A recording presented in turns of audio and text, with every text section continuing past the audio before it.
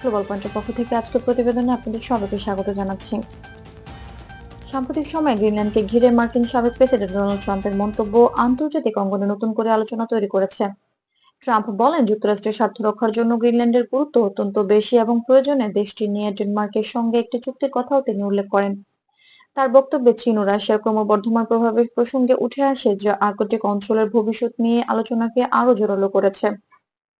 তবে ভ্যালিড আন্তর্জাতিক সংবাদ মাধ্যম Reuters, BBC news, associated press এবং আল জাজিরার বিশ্লেষণে স্পষ্ট করা হয়েছে, ট্রাম্পের এই বক্তব্য কোনো আনুষ্ঠানিক নীতিগত ঘোষণা নয়।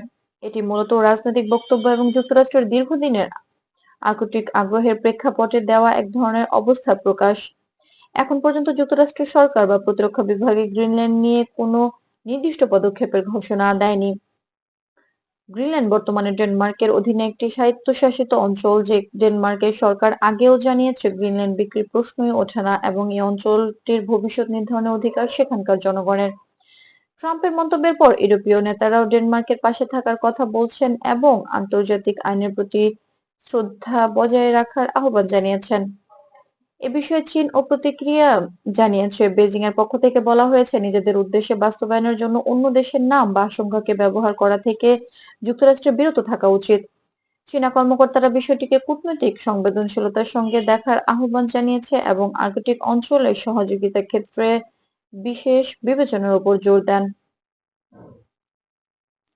বিশ্লেষকদের মতে, গ্রিনল্যান্ড নিয়ে যুক্তরাষ্ট্রের আগ্রহ নতুন কিছু নয়।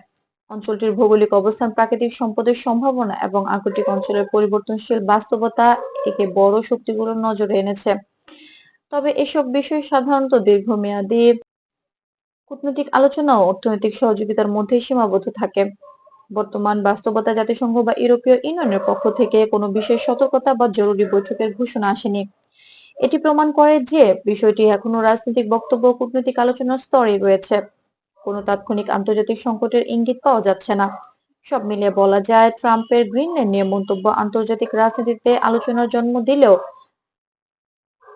ভ্যালিড কোনো সূত্র এখনো বলছে না যে যুক্তরাষ্ট্র বাস্তবে কোনো একতরফা পদক্ষেপের অংশ নিচ্ছে। পর্যবেক্ষকদের মতে, ভবিষ্যতে এ বিষয়ে কোনো পরিবর্তন এলে তা আগেই আধুনিক ঘোষণা এবং কূটনৈতিক প্রতিক্রিয়ার মাধ্যমে স্পষ্ট করা হবে।